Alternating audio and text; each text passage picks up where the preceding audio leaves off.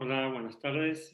Bueno, hoy por distintos motivos no vamos a poder tener el shiur en vivo, así que vamos a grabarlo. Y bueno, como venimos haciendo últimamente, es para Refuah Shleimah de Ital Moshe Bental. Y vamos a ver hoy un discurso jasídico del Rebbe. Saben que ayer fue el aniversario del fallecimiento del Rebbe, número 27, día 3 de Tammuz. Y justamente lo que vamos a estudiar es un discurso que fue pronunciado en el año 1981, pero con este mismo versículo que empieza el discurso, este que vamos a estudiar, el Rebbe dio su último discurso que hasta el día de hoy tenemos impreso, el año 1992. Y vamos a empezar. Se refiere un poquito, vamos a ir viendo la relación y a la importancia del Moshe Rabbeinu. Como siempre hablamos, que en cada generación hay un Moshe Rabbeinu, hay un líder de la generación, un Rebbe. Y bueno, justamente como siendo un día tan especial, el día del 3 de Tammuz, que nos relaciona mucho con el Rebbe, queríamos dedicar este estudio también, ¿sí?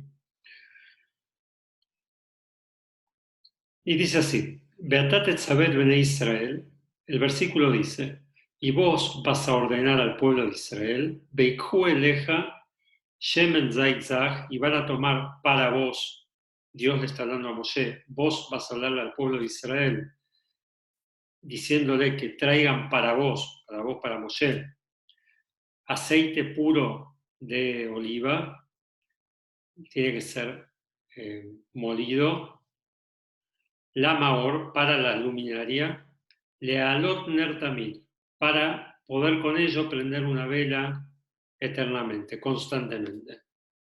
Y es sabido que sobre este versículo hay varias preguntas, o sea, en cuanto al lenguaje del pasuk, en cuanto al lenguaje del versículo. Primero, en todas las órdenes que Dios da en la Torá, cuando se la transmite a Moshe, dice, Tzabet bene Israel, ordená al pueblo de Israel. Y no habla de Moshe, no le dice vos ordenar al pueblo de Israel, sino dice como, sin nombrarlo a Moshe, dice ordenar al pueblo de Israel. Bekan Neemar Beatate Tzabet ben Israel. A diferencia de ello, en este versículo dice, y vos le vas a dar la orden al pueblo de Israel. Entonces la primera pregunta obviamente es por qué acá es puntualizarlo a Moshe y decirle vos vas a dar la orden. Y especificando un poquito más la pregunta, cuando uno se refiere al Beatat Tetzaveh y vos vas a ordenar, no solamente cambia el lenguaje del versículo, sino que cambia el contenido del versículo. ¿Sí? Por cuanto que, como decimos recién, Beatat Tetzaveh se refiere a que Moshe va a ser el que ordena. Betzarich Laví tenemos que entender porque Moshe no ordena nada por motu propio. O sea, Moshe solamente transmite lo que Hashem le dice. Entonces, acá el que ordena en realidad es Hashem. Moshe está en definitiva siendo un emisario, está transmitiendo nada más. Entonces, cuando decimos Beatat Tetzaveh, no es solamente un tema de sintaxis, bueno, lo dijo con otras palabras. No, el contenido cambia totalmente, porque es como si fuera que la orden emana de Moshe y no de Hashem, cosa que no es así, obviamente. También tenemos que entender qué significa que van a traer el aceite para vos. Dice, vos vas a ordenarle al pueblo de Israel que traigan el aceite de oliva puro para vos. En realidad el aceite de oliva era para prender la menorá, para prender el candelabro en el Beit HaMikdash, en el templo, en el Mishkan en ese momento, en el templo que llevaban en el desierto. Ahora, ¿quién era el encargado de prender la menorá? El hermano de Moshe, Aarón a Cohen, el sacerdote Aarón, el Cohen Gadol. Y acá dice como que el aceite se lo tiene que llevar a Moshe. En realidad el aceite no era para Moshe, era para Aarón, no para Moshe. Entonces esa sería la segunda pregunta. También tenemos que entender ¿Por qué dice que el aceite es para el candelabro y no dice que el aceite es para iluminar? ¿Y por qué es para la luminaria y no para iluminar? Es un tema, un detalle. Y también tenemos que entender que en el próximo versículo la Torá dice, en este versículo dijo que la luz tiene que ser constante. Y en el próximo versículo dice que la luz de la menorá tiene que ser Me'erev ad Boker, desde la noche, desde el anochecer hasta la mañana. Entonces, ¿cómo es? ¿Es constante? Constante significa las 24 horas, los 7 días de la semana, los 365 días del año. Y acá en el próximo versículo dice, desde la noche hasta la mañana, como que durante el día no había una menorá encendida. Estas son preguntas que hace el Rebe sobre este versículo. Estas preguntas no las inventó el Rebe, ya también las había hecho Susu, el Rebe anterior. Y él dice que el Rebe anterior explica lo siguiente. Que en realidad cuando se refiere Beatat Tetzaveh y vos vas a dar la orden, es sabido, siempre lo hablamos, que la palabra Tetzaveh, la palabra mitzvah, viene de la palabra Tzavta Bejibu, ¿sí? Una unión. ¿No? Como en hebreo, un tzevet es un grupo, una agrupación de gente. Entonces, Tzavta Bejibur significa que la mitzvah viene para unir a dos. ¿Quiénes son estos? ¿A quién se une? Dice que Moshe, cuando da la orden esta, él está uniendo al pueblo de Israel con Dios. Él está haciendo de puente entre el pueblo de Israel y Hashem.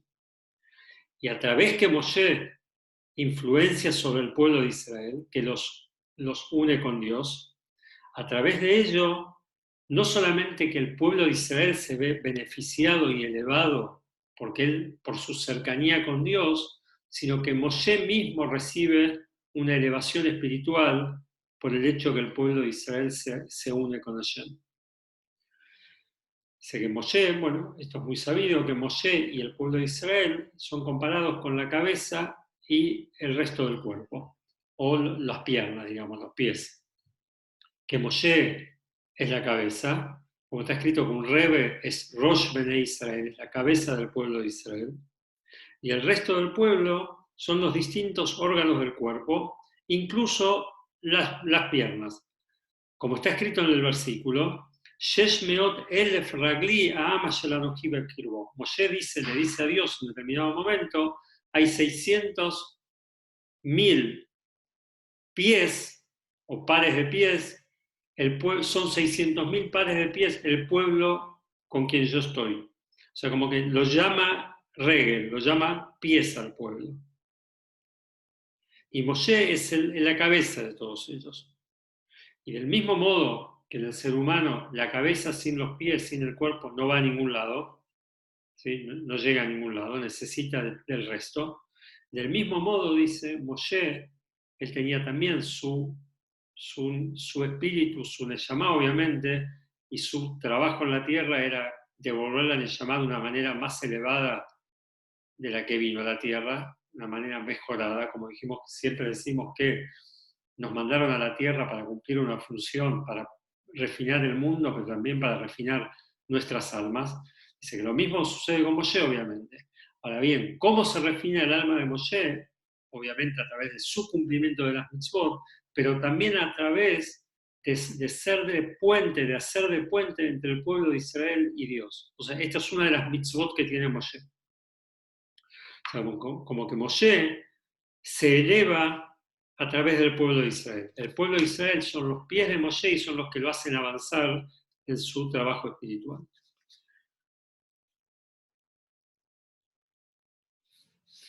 E interesante, como dice el versículo, Shesh meot elef ragli Aam asher anoji bekirbo, son 600.000 los pies del pueblo en donde yo, digamos, del cual yo soy la cabeza. Pero como termina diciendo asher anoji bekirbo, el pueblo entre quien yo me encuentro. Y acá explica el Rebbe anterior algo muy lindo, muy interesante. Dice que a través de Moshe Rabbeinu, de influenciar sobre el pueblo judío, se revela el nivel de Anojí. Anojí, recordemos, es la primera palabra que se trae en los 10 mandamientos. Anoji Hashem Elokeja, que es un nivel muy elevado de Hashem. Entonces dice que a través que yo estoy con el pueblo, dice Moshe, Anoji Bekirbo, se revela en mi interior, el Anoji. O sea, como que vemos que Moshe recibe una influencia directa del pueblo de Israel. No es solamente que él influencia, sino que él también se ve beneficiado. Y este es el concepto del versículo que dice, y vos vas a ordenarlo al pueblo de Israel y que te van a traer aceite a vos, que a través que Moshe vas a ordenar y vas a unir al pueblo de Israel con Dios, entonces el aceite te lo van a traer a vos. O sea que vos vas a tener más luz, por eso no dice que sobre Aarón, que el aceite va a ser llevado a Aarón, sino que vos mismo, aunque el aceite después lo prenda Aarón, pero cuando vos relacionás al pueblo de Israel con Hashem, vos te iluminas. ¿Sí? Por eso el aceite te lo llevan a vos, dice. Así dice la Torah. Vamos a entender todo esto un poquito en profundidad. Moshe es sabido que en el Zohar está llamado Raya Meimna. La traducción literal, un pastor fiel, un pastor en quien vos podés confiar.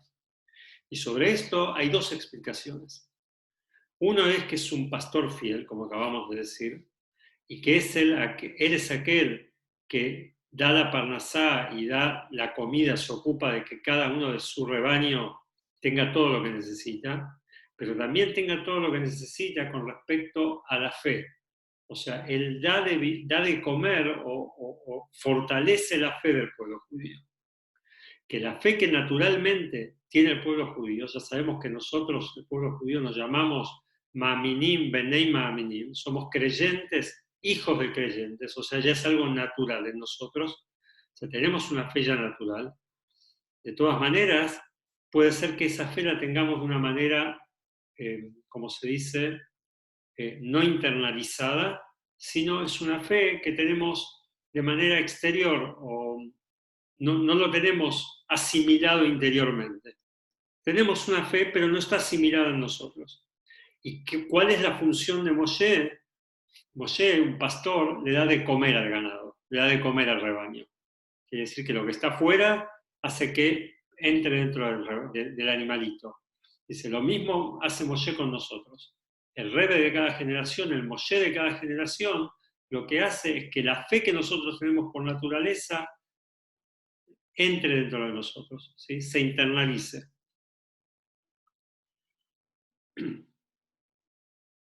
Y el Zohar dice sobre esto que Moshe es el que da esta parnasá, Moshe es el que da de comer esta emuna, esta fe.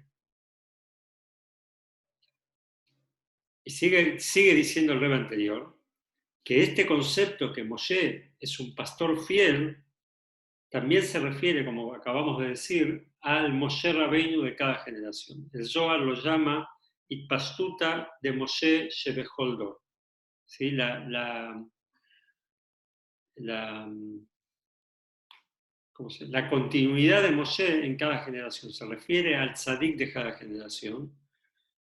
De Roshei Alfei Israel Shebeholdor en Mahazikim et Amunah de Israel. Dice que el Rebbe de cada generación, él fortalece la fe que tiene el pueblo de Israel por naturaleza. ¿Y qué significa fortalecer esa fe? Es que esa fe esté dentro nuestro, sea internalizada y captada por nosotros. Y trae un ejemplo concreto. Uno de los grandes tzadikim a través de las generaciones, muy conocido, es Mordejai. Mordejai, que fue el del milagro de Purim, ¿sí? con la reina Esther, dice Mordejai, está escrito que era el Itpastuta de Moshe, era la continuidad de Moshe en su generación. Como dice el Talmud dice lo siguiente, que Mordejai bedoró que Moshe bedoró. Si hay un dicho que dice que Mordejai en su generación era tal cual Moshe en su generación. Que también, incluso en el momento más difícil del exilio, ¿sí? Donde había un decreto de exterminar al pueblo judío, que el estudio de la Torá y el cumplimiento de las mitzvot había que hacerlo con entrega absoluta e incondicional, arriesgando la vida literalmente. ¿Qué hizo Mordejai? no solamente que no se ocultó, sino que él juntaba gente en público para estudiar Torah y para fortalecer la fe en Dios. Y después que explica el Rebbe anterior, bastante extensamente, que el Moshe y su continuación, o sea, su sucesor, que hay en cada generación, fortalecen la fe en Dios, explica lo que dice el versículo, que el aceite tiene que ser molido, como aplastado, y tiene que ser para la luminaria, no, o sea, para la luminaria, para la menorá, no para iluminar, sino para la menorá. Que en el momento del galut, en el momento del exilio, que cada uno de nosotros está como bajoneado, como oprimido, dice, ¿qué sucede cuando a la persona lo aprietan, la presionan, saca lo mejor de sí? Entonces dice, ¿por qué el aceite se lo presionaba? Para sacar lo mejor de las olivas. El aceite tenía que ser, como hoy se estila, la primera presión en frío. ¿Sí? Era el mejor aceite para la menorá. O sea, lo mejor que vos le podés sacar a una oliva, lo mejor que vos le podés sacar a una persona es cuando lo presionás, cuando haces que tenga que sobrellevar una situación.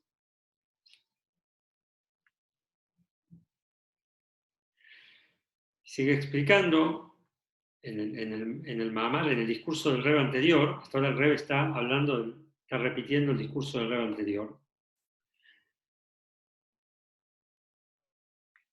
Y ahí en ese discurso el Rebbe explica un versículo justamente de la historia de Mordejai y de Esther en Purim.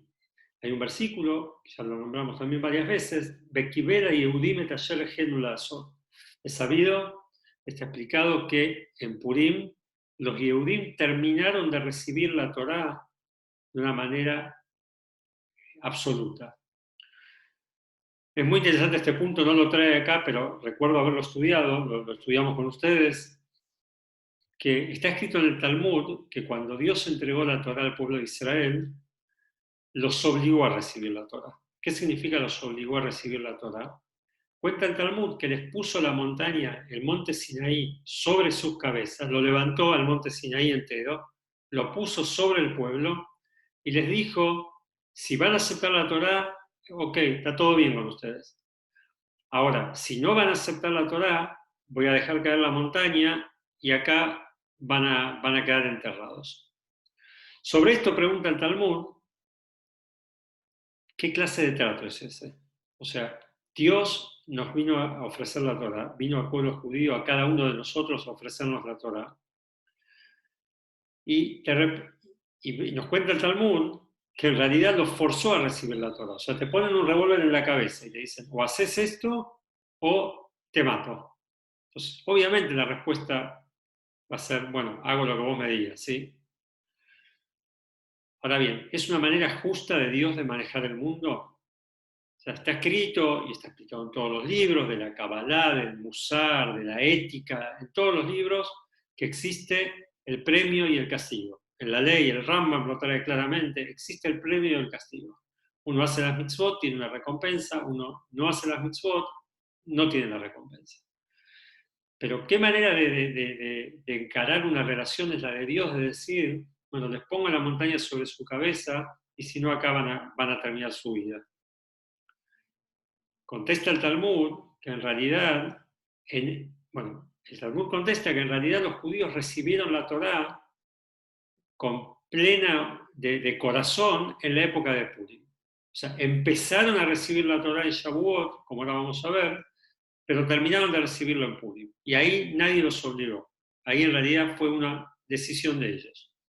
Pero me acuerdo que habíamos estudiado que el Hasidut explica qué significa que Dios les puso la montaña sobre la cabeza. No es literalmente eso, sino que eran tantos los milagros que el pueblo judío había visto en la salida de Egipto y vio en el momento del monte Sinaí, y ya empezaron a comer el man, que antes del monte Sinaí ya empezaron a comer el maná del cielo, estaban protegidos por nubes que avanzaba con ellos, y que los protegían, y que les planchaban la ropa, y que la ropa crecía con ellos, y tenían el pozo de Miriam, el pozo de agua que los acompañaba en el viaje en el desierto. O sea, los milagros que ellos vieron eran tan poderosos que no había manera de decirle no a Dios. Entonces, cuando el Talmud dice los obligó, es como que alguien te da tanto amor que vos no podés decirle que no. A eso se refiere el Talmud. O sea, era tanto el amor que ellos percibieron por parte de Dios que no había manera de decirle que no. Pero es una manera de obligar a alguien. Cuando alguien te hace un favor muy grande, es como que vos te sentís obligado a hacer. Y no, el Talmud dice, no, no es la manera que debería ser las cosas. O sea, si Dios quiere que las cosas se manejen por el libre albedrío, por la libre elección, no está bien que nos haga elegir algo en un momento de una emoción absoluta. O sea, tenemos que pensar que en ese momento la emoción era terrible. Entonces uno dice, en emoción violenta, pero para el lado positivo, dice todo que sí. ¿Cómo le voy a decir que no a Dios? Bueno, vamos entonces ahora a ver qué pasó en Purim. En Purim no estaba en una situación de milagros y de maravillas, estaba en una situación de opresión absoluta. Y dice así, que en Matán Torah empezaron a recibir la Torah, pero en la época de Hashverosh, cuando fue el decreto de Amán en Persia, ahí fue cuando recibieron la Torah. Primero empezaron, dice, Ejelu, porque dice el pasuk, dice, el versículo dice, Bekibera Yehudim etayer Ejelu lazo, recibieron los Yehudim ahora en Persia, en la época de Mordejai, lo que comenzaron a hacer.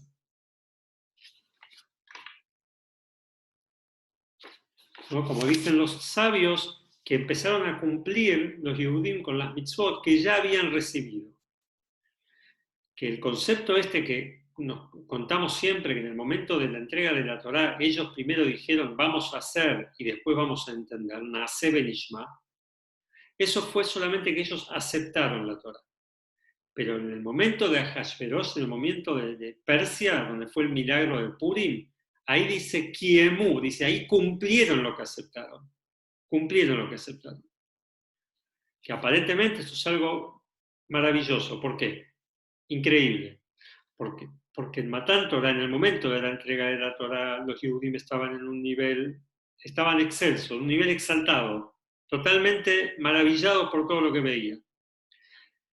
Y había una revelación de Dios que nunca hubo antes. Aparte de la revelación que hubo antes de la entrega de la Torah, ¿sí? Como sabido, en el momento que salieron de Egipto, en el momento que se abrió el mar, dice que todo eso era nada comparado con la revelación que ellos vieron en el monte Sinaí. Y por el contrario, ¿qué pasó en la época de Ahasverosh? Dice que en la época de Ahasverosh estaban en el momento más bajo, si estaban metidos en lo peor y en un decreto de lo más bajo que les pudo suceder en la historia. Que además del ocultamiento que hay en todo exilio, ¿sí? Siempre hablamos que en el exilio, ¿cuál es el concepto de exilio? Es justamente el ocultamiento que tenemos de la divinidad. Así que todo ocultamiento, todo exilio es similar al exilio de Egipto. Y del mismo modo que en Egipto, ¿sí? Cuenta la Torá, Veloya Meú el Moshe Mikotzer Ruach como Abodakayá. Estaban tan mal los Yehudim que dice que Moshe vino con la noticia de la redención y a pesar de las pruebas y los milagros que hizo, en un primer momento el pueblo de Israel, del sufrimiento que tenían, no lo escuchaban a Moshe. No lo escuchaban, no podían creer de qué les estaba hablando. Es como a veces decimos que hoy uno piensa, ¿qué tenemos que ver nosotros con el Mashiach? ¿Qué tenemos que ver nosotros? ¿Cómo podemos hablar de un mundo perfecto y que decimos que eso puede cambiar de un momento a otro? Bueno, lo mismo sucedía con los Yehudim en Egipto.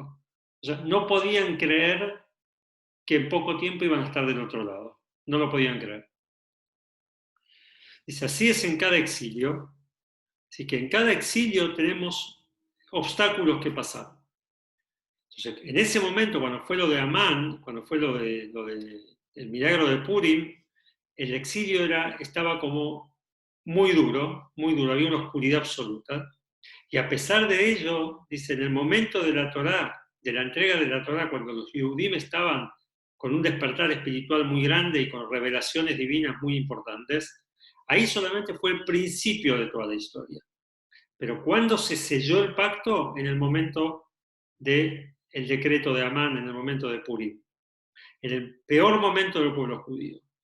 justamente en ese momento ellos recibieron sobre ellos lo que había, el proceso que empezó en la entrega de la Torá, no sé si 1000 y pico de años antes, 1300 años creo antes de eso, sí, más o menos, no sé, no estoy seguro del tiempo, pero el proceso que empezó como 1000 años antes, ahí se terminó, digamos, ahí se selló el pacto. Dice que además de tener ellos una entrega incondicional para no renegar de Dios, como está explicado en libros de Hasidismo, que dice que el decreto de Amán era contra el judío. Ahora, si el judío se convertía, el decreto se anulaba. Si distinto fue Dios libre en la Segunda Guerra Mundial con los nazis, en Maximum, que creo que no había posibilidades de convertirse. O sea, aquel que se pudo esconder se escondió, pero no es que les daban la opción de convertirse. Te ha explicado que en el momento de Amán, en el momento de la historia de Purim, si el que se convertía quedaba exento de la pena. A pesar de ellos, ni se les pasó por la cabeza a los judíos convertirse. No solamente que tuvieron entrega incondicional para este punto, para no convertirse, sino que la entrega incondicional también fue por el cumplimiento de la Torá y las mitzvot. O sea, estaba prohibido, el judío estaba condenado a muerte. ¿Qué hizo Mordejai? Abiertamente hacía cumplir Torá y mitzvot, abiertamente hacía estudiar Torá. ¿Sí? Y él juntó multitudes para estudiar Torá. ¿Y quién despertó todo esto en el pueblo judío? Acá llegamos al punto donde arrancamos. ¿Quién despertó todo esto? Mordejai. Mordejai que era el rebe. Mordejai era el que unía a Dios con el pueblo judío. Moshe era el que unía a Dios con el pueblo judío. El rebe de cada generación es el que une a Dios con el pueblo judío. ¿Qué significa que lo une, como dijimos antes? Es que la emuná, la fe que el judío tiene por naturaleza, hace que lo internalice. O sea, hace que la relación entre Dios y el judío florezca de otra manera. Y esto es lo que dice que los Yehudim en la época de Purim aceptaron lo que ya habían comenzado a hacer. Que la entrega de la Torá fue solo el principio, como acabamos de decir.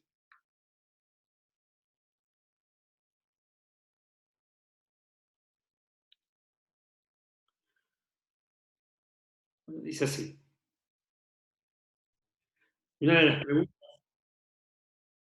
las preguntas, que habíamos hecho era, dice que el aceite tiene que estar molido, prensado, tiene que estar presionado, perdón, primera presión, tiene que estar presionado para el candelabro. Y dijimos, ¿por qué dice para el candelabro y no para iluminar? Dice, no, justamente dice, cuando hay una presión, cuando hay un decreto, Dios libre, cuando hay un decreto, ahí es donde sale lo mejor del aceite. ¿Y qué es quién se ve beneficiado por ese aceite, por esta presión? Dice el Maor, la luminaria. ¿Qué significa el Maor? Vamos a hablarlo en términos del alma de la persona. En términos del alma de la persona, el Maor es la esencia del alma.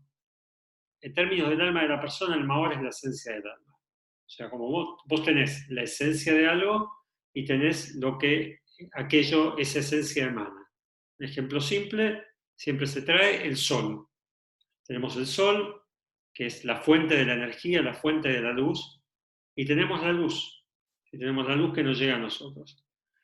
Del mismo modo, dice, tenemos la Neshama, la esencia de nuestra alma, y tenemos lo que la Neshama nuestra, cómo la Neshama nuestra se revela y cómo actúa en nuestro cuerpo y cómo actúa con respecto al mundo y con respecto a la Torah y la mitzvot. Uno dice que la manera de llegar a la esencia del alma, la manera de llegar a la esencia del alma es a través de presionar al alma. ¿Sí? O sea, cuando uno con el esfuerzo, no es simple revelar la esencia del alma, para revelarla hace falta un esfuerzo. Ese esfuerzo puede ser a través de algo positivo, ¿sí? Una persona con el compromiso, una persona con el estudio, una persona con el cumplimiento de la Torá y las mitzvot de una persona, o puede ser a través de Dios libre que nos presionan de afuera.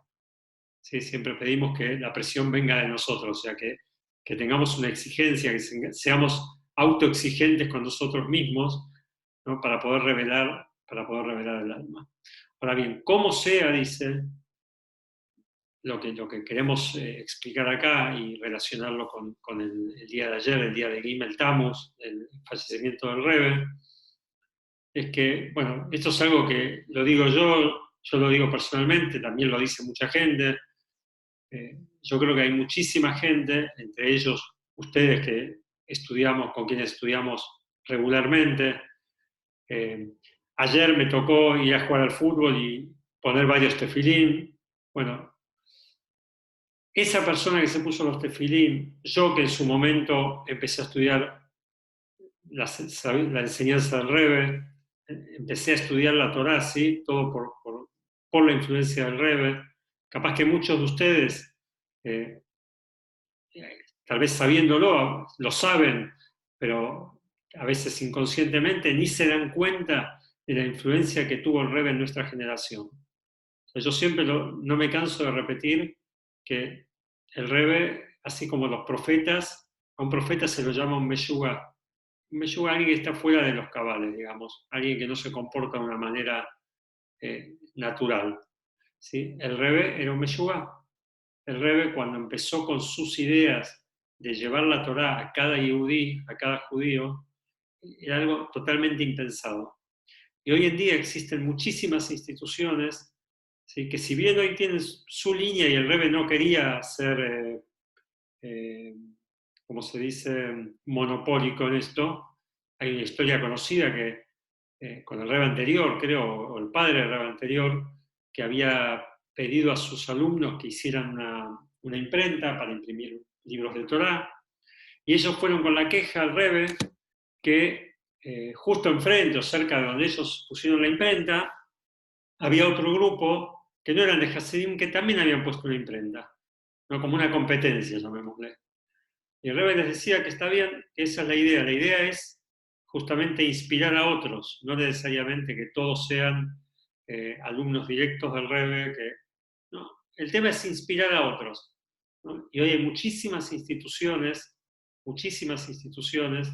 que están inspiradas en el trabajo que el Rebbe hizo.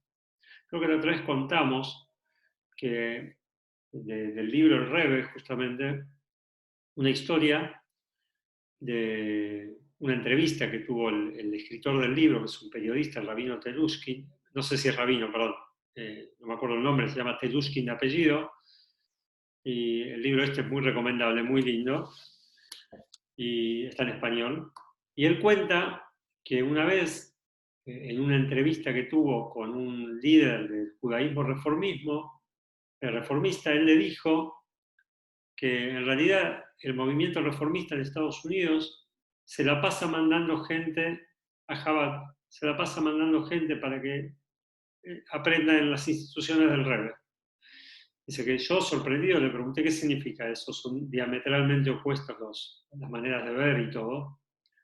Y él contó una historia. Este rabino reformista, no sé si era un rabino o era un líder comunitario, él contó esta historia, que él, sin darse a conocer, llamó a distintas instituciones, lo que dijo 12 escuelas, 12, diciéndole que él tenía problemas económicos y que quería mandar a sus hijos a la escuela, pero que realmente se le hacía imposible económicamente hablando. Y palabra más, palabra menos, en todos lados le dijeron, anda a Chabad, anda a Chabad. O sea, como que el Rebbe dio instrucciones precisas que cada yehudí tiene el derecho y tiene la obligación, el derecho más que nada tiene el derecho a recibir la educación judía y la obligación de cada uno de nosotros, dentro de sus posibilidades, quien sea para un hijo, quien sea para un nieto, quien sea para un amigo, tiene que transmitir los valores judíos a la gente que él llega. ¿Sí? Lo poco que sabemos, lo poco que cada uno de nosotros sabe, es importante transmitirlo a aquel que sabe menos. Entonces, bueno, yo quería terminar con esto, que sea una fuente de inspiración para nosotros el Rebbe. Yo sé que lo es, para cada uno de ustedes, porque de hecho me cuentan siempre que hablaron con fulano y comentaron algo que se dijo en un shiur, o en la mesa de Shabbat con la familia se comentó algo que estudiaron, o capaz que pasaron el shiur a otro, y en algunos casos, incluso cuando hacíamos las reuniones presenciales, cada uno invitaba a otro.